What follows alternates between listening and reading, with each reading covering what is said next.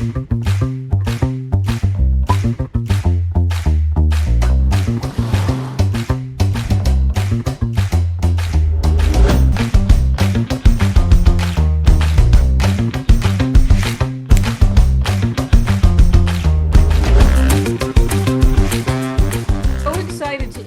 you to Eric Inouye. His book, Small Steps, Long Journey. I really processed that when we first started speaking, and I've been thinking about that. And his book is so brilliantly titled because of what he talks about and what you can get from his book, the serious inspiration, and I actually think motivation as well. So Eric, it's lovely to speak to you again. Thanks so much for hopping on.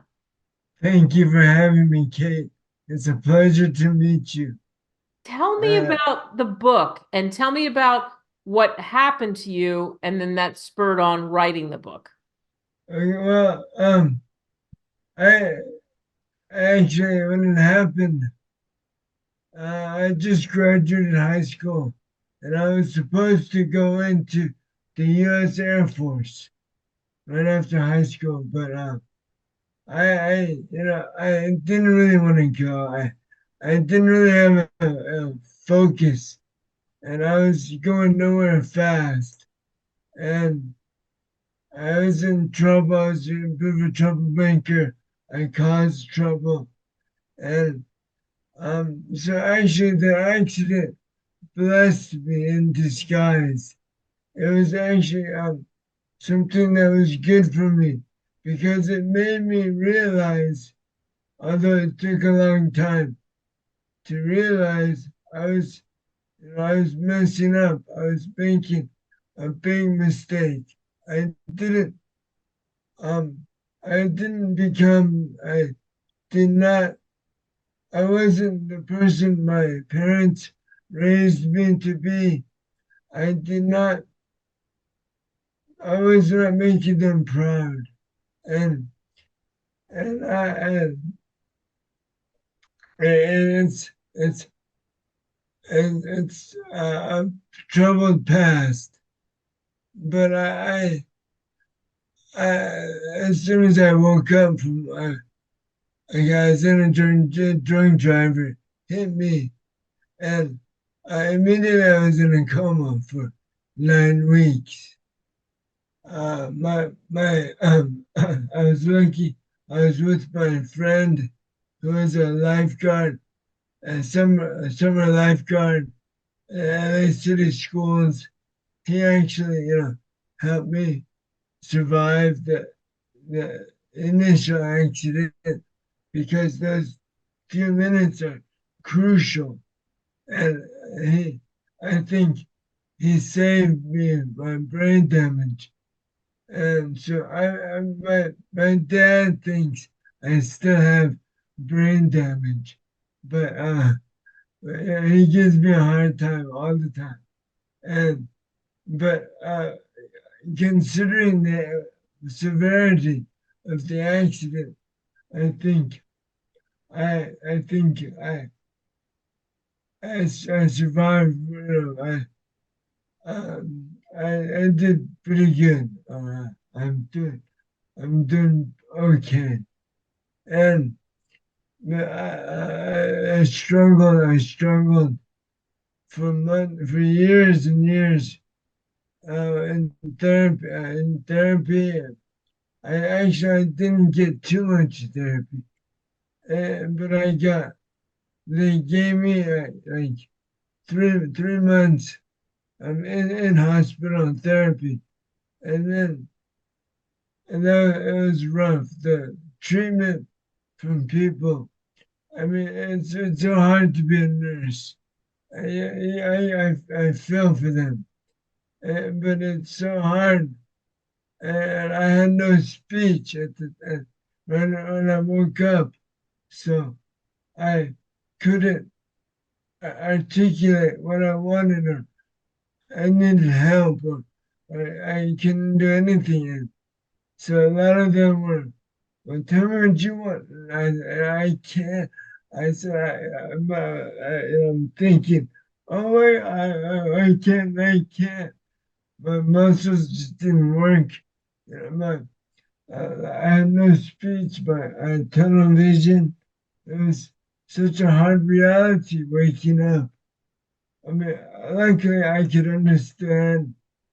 You know, I understood what was going on, but I was groggy and yeah, but it's just so difficult to comprehend what happened. And Yeah.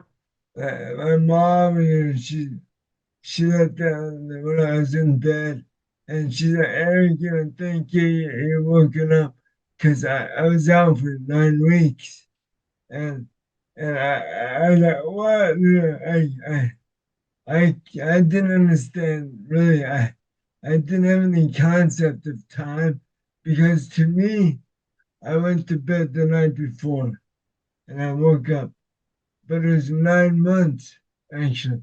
So, and 9 weeks. And I really couldn't comprehend the. But everybody in my life was in the hospital and it passed. And, you know, I mean, old school friends and but like school friends and they didn't know my aunts and uncles. So I was like, what's going on? And, and I recognized everybody. I knew everybody, but I couldn't really uh, communicate with them. And and it's just really it took me a long time before I started to understand what was going on. But um the you know people uh, I went to therapy and therapy was just so I used to be an athlete. I played sports all my whole life. My dad had encouraged me to play sports and all of a sudden I couldn't even pick up coins off a table. Mm. I was demoralized, and but I kept trying and I didn't give up. That's what I when I give up. I was young, so that was to my benefit because being so young, I was fighting. I was fighting every day. I fought to be better. My father, he said, you gotta do it. That's what you gotta do. And I'm trying, Pop. And I remember the hospital, they gave me food to eat, but I couldn't feed myself. And I couldn't even lift a fork to my mouth. Mm. And I know my dad must have been crushed to see that. But as he helped me, he placed a fork in my hand, wrapped my fingers around it. But I couldn't even, Mm. I was such a mess. It took a long time before I could do anything. And but after a while, after months and months of struggling, I did my speech probably remained absent for 6 months, and that was hard because all of a sudden I couldn't ask questions.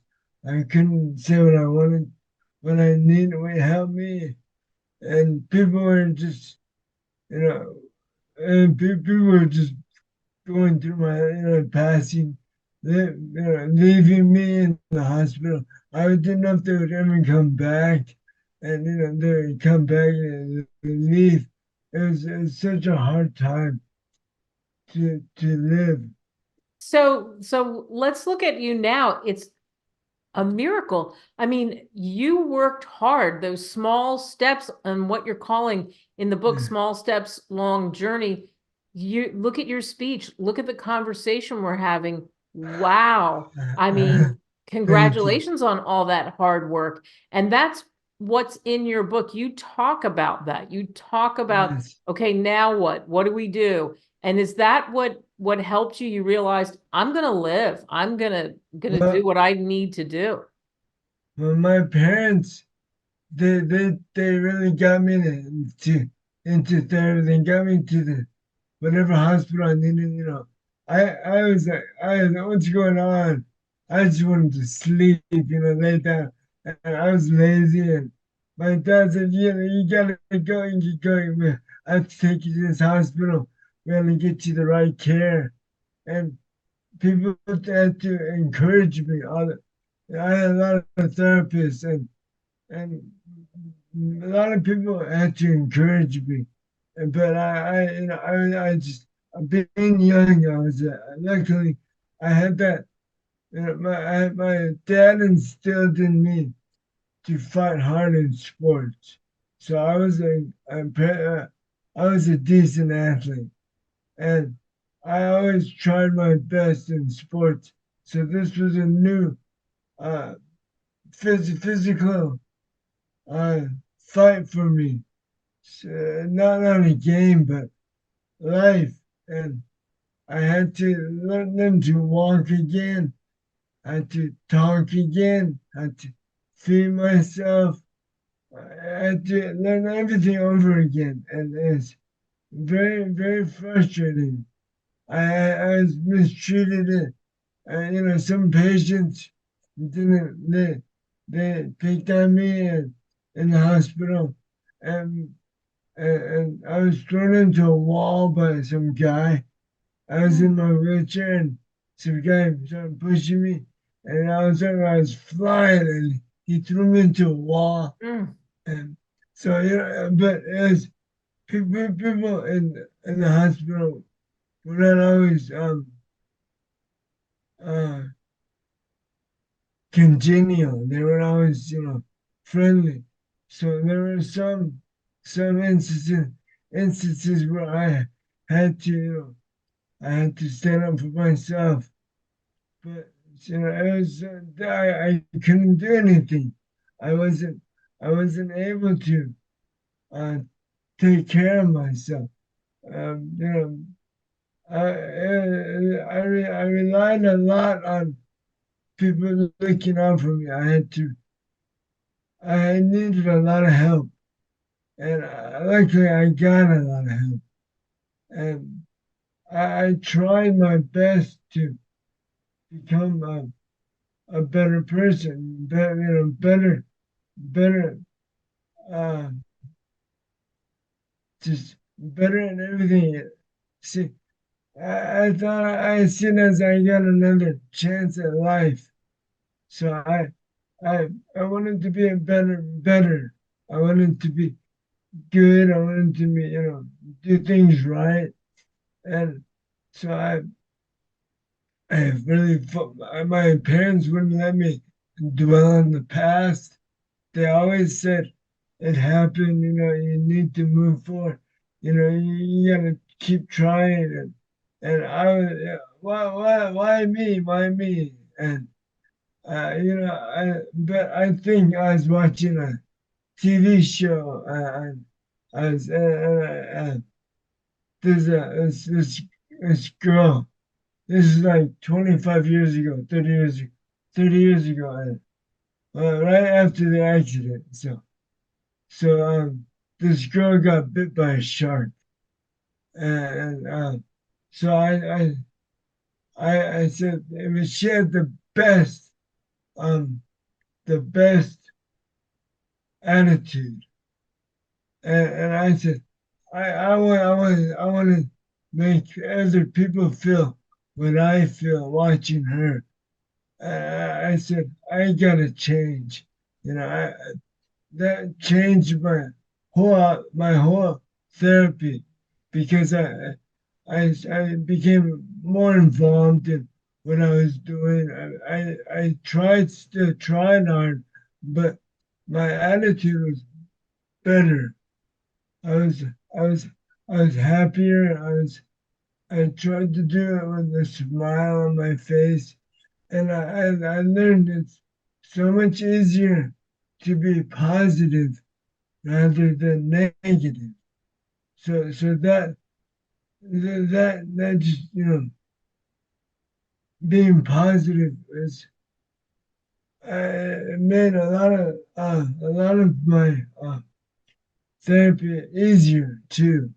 Right, If I right, because it's just easier to do it with a smile than to drag that frown around. right. And you can It's feel that in your book. What do you hope people take away from Small Steps, A Long Journey, which you can get on Barnes and Noble, Amazon, wherever great books are sold? Watching this interview, what do you hope people take away from reading your book? And tell us more about your book.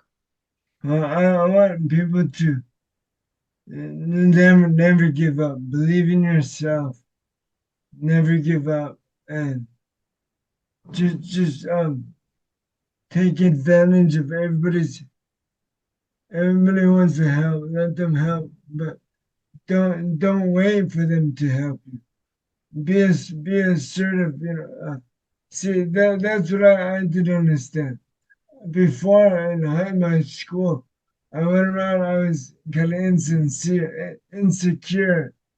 Except playing sports, I was an animal. I love sports, but if talking to girls or something, I was I was oh my god, I was so nervous. I didn't know how to um talk with people, and and then when I got hurt, it's like I didn't care about that. I just wanted to be me, and so I'm lucky that I found a positive person in myself that I can and people seem to react better to someone who's positive, outgoing instead of negative and oh woe is me. People don't want to be around that kind of attitude. So it was easier for me to be positive and to just have a nice, pleasant outlook. And um and that's right. I in my book I talk about how how it's our job. A disabled person's job is to show other people we're just like you. We're just maybe different, and it's easier for people to see that we can make jokes about it and don't take everything so serious, but but try to be positive and outgoing, and that's what I learned to to to really open up and let people in, let people who are interested want to share your story, and don't let them assume everything because when people assume, they make an ass out of you and me. If they don't assume, if they know the whole story, more of the story, then it's it's easier for them to decide if they want to be your friend or not. Or, then I mean, people are moving so fast these days, and they're always there. Everyone's just going 100 miles an hour. Mm. But if somebody will slow down and then they can maybe meet a pretty person. And like I have friends at the gym. I go to the gym a lot, and and Like I worked out with this. I, I used to work in a sushi restaurant. But I just did prep cook. I was very slow, and it took a while. But we used to work with this guy, and he's now the manager at the gym. So we know each other, and and in the city I've lived in Laguna for 30 years. So Wow. and, so, and well, that's the thing. I graduated high school a long time ago, and see, nobody would touch me because I'm an unknown writer, and so for years and years, my book sat on my shelf, and that frustrated me a lot. Um, Probably I actually had given up on it because people were taking advantage of me, and they didn't do what they said they would do, and so I really discouraged. And then this guy called me and he said, you have to take one more chance. Yeah. And so I talked to his boss, and then she convinced me to to to to roll the dice, and that's how I met you. And so I'm so very thankful that I've been given this platform to talk about my accident, what I went through. It's I, my book has been sitting on my shelf, like I said, for 30 years, uh, I first got into book form 25 years ago, in 2008, and then so Wow. And now look at it.